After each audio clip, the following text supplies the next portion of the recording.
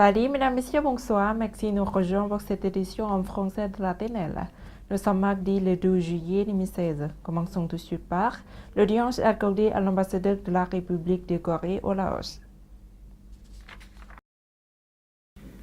Le Premier ministre M. Thongloun Sisoulith a reçu le 11 juillet à Vientiane M.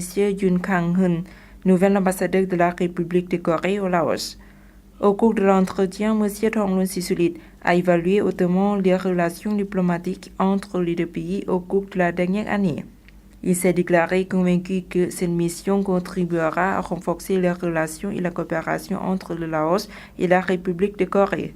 L'ambassadeur de la République de Corée au Laos a remercié le Premier ministre Thongloun Sisoulith pour son accueil chaleureux et a confirmé de déployer ses efforts pour renforcer les relations et la coopération entre les deux pays.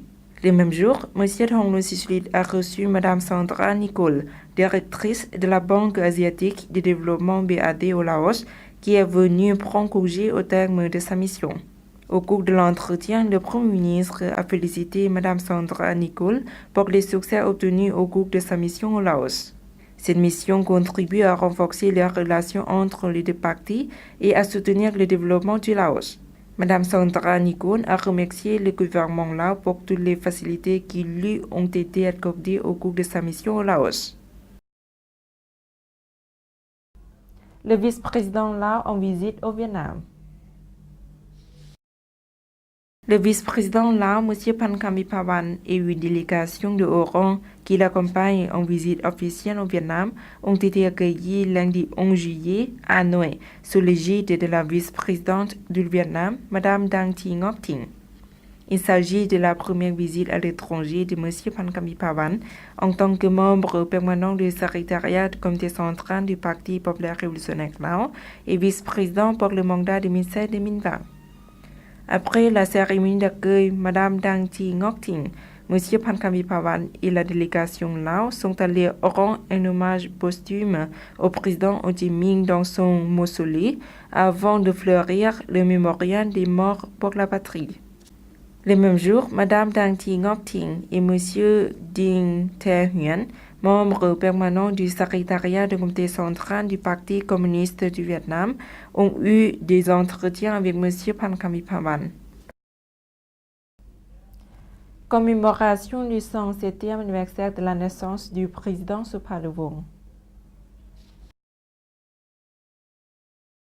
À l'initiative du cabinet du président de la République, un symposium s'est tenu le 11 juillet 2016 pour commémorer le 107e anniversaire de la naissance du président Suparnowong le 13 juillet 1909 sous la présidence du vice-président du Front Laos d'édification nationale, M. Khambai Damlat.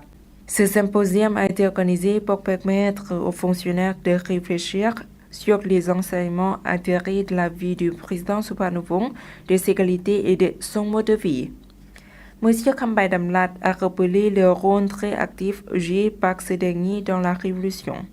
Le prince Suparnowong, dès avant la Révolution, avait noué des relations étroites avec les travailleurs et le peuple en général, animé par une profonde conscience patriotique. Dans les 3 pays d'Indochine, où il a été affecté comme fonctionnaire, il a été reconnu comme un ingénieur doué aux vastes compétences et a produit un travail de qualité pour les nombreux projets auxquels il a participé. Observant le comportement et la conduite des colons français dans les pays qu'il savait agressivement coloniser, le prince Suparnowong a décidé de s'associer à ceux qui avaient choisi la voie de la libération nationale. La voie difficile qui lui a valu d'être emprisonné dans les années 60. Aide du Japon à de nouveaux projets au Laos. Madame Sissomphoon Unnavong, directrice du département de la coopération internationale relevant du ministère du plan de l'investissement, et M. Yusuke Murakami, représentant du bureau de l'agence japonaise de la coopération internationale JICA, ont signé avant-hier à Vientiane un accord sur l'aide d'un montant de plus de 2,836 milliards de yens, soit 27,69 millions de dollars. Cette aide est destinée à des projets de développement des ressources humaines GDS et d'amélioration des ponts sur la route nationale numéro 9. Ces deux projets recevront respectivement le financement d'un montant de 308 millions de yens, soit 2,9 millions de dollars, et plus de 2,52 milliards de yens, soit 24,72 millions de dollars. Selon le communiqué de presse de la JICA, le projet d'aide scolaire pour le développement des ressources humaines a fourni des aides au Laos depuis 1999. Dans le cadre du programme GDS, chaque année, environ 20 fonctionnaires laos sont sélectionnés pour poursuivre leurs études universitaires au Japon. Suite de l'actualité nationale en bref en images. Les autorités du musée Kasuan Phomihan ont organisé le 11 juillet 2016 à Vientiane une réunion pour sensibiliser les résolutions du 10e congrès du parti. Elle a été présidée par M. Souwandi Sisavat, chef adjoint du bureau du comité central du parti et également chef du comité responsable du musée Kasuan Phomihan. Au cours de cette réunion, les participants ont entendu les succès et les points à améliorer dans la mise en application des résolutions du 9e congrès du parti, les plans stratégiques de 2030, de 2025 et de 2020. Ils ont aussi échangé les opinions sur les activités du musée, du mémorial des dirigeants de la Révolution Lao et des monuments de Ho Chi Minh durant les années passées. Un mémorandum de compréhension sur les prix de l'électricité produite par le barrage électrique de Nam Non 1 a été signé la semaine dernière à Vientiane entre l'entreprise de l'électricité de Laos, la société Vansap de développement et de l'investissement, la société THB et la société Consap, construction des ponts et chaussées et d'habitat. Les signataires étaient M. Bunma Manivong, directeur adjoint de l'EDL, Mme Viangwan Phomali, présidente de la société Vansap de développement, M. Tong Hom Sombat, président de la société de THB Group, et M. Sunthon Sabandit, directeur de la société Consap, en présence de M. Kamani Intirat, ministre de l'Énergie et des Mines. Le projet hydroélectrique de Nam Non 1 est situé dans la province de Xieng Khouang avec la puissance de 124 MW. Plus de 20 artisans ont participé à la formation sur la sculpture sur bois. Cette formation a été organisée le 11 juillet au village de Pailom, dans l'arrondissement de Saitani, par le département de l'industrie et d'administration. Plus de 20 artisans ont participé à la formation sur la sculpture sur bois. Cette formation a été organisée le 11 juillet au village de Pailom, dans l'arrondissement de Saitani, par le département de l'industrie et d'artisanat en collaboration avec le service de l'industrie et de commerce de la capitale. Les participants ont appris plusieurs techniques sur la sculpture sur bois. C'était la 3e formation organisée par le ministère de l'Industrie et du Commerce.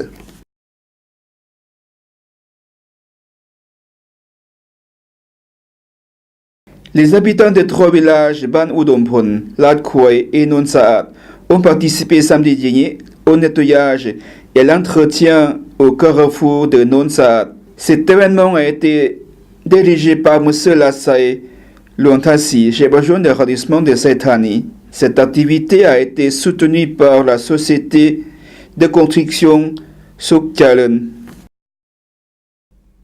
Le président Suphanuvong reste toujours dans le cœur des Laos. Reportage.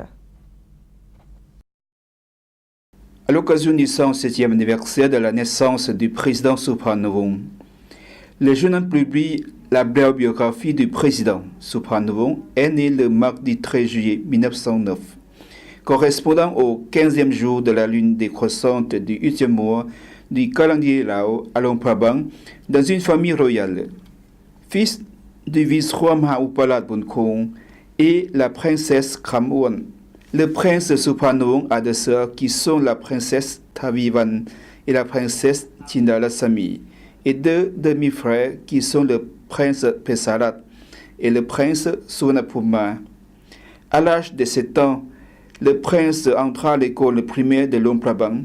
Il est parti en 1920 pour le Vietnam pour suivre ses études secondaires au collège d'Anberg Saro à Hanoï.